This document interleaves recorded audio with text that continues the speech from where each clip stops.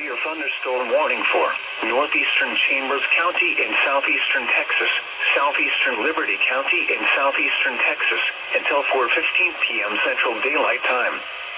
At 3:39 p.m. Central Daylight Time, a severe thunderstorm was located 7 miles south of Devers, Oregon, 10 miles southwest of Nome, moving south at 35 miles per hour. Hazard, 60 miles per hour wind gusts and quarter-size hail. Source, radar indicated.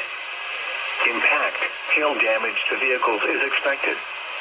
Expect wind damage to roofs, siding, and trees. Locations impacted include Lake, Devers, Hankamer, and Wallaceville.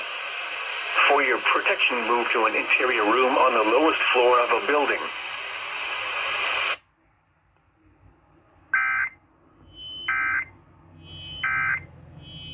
Are you able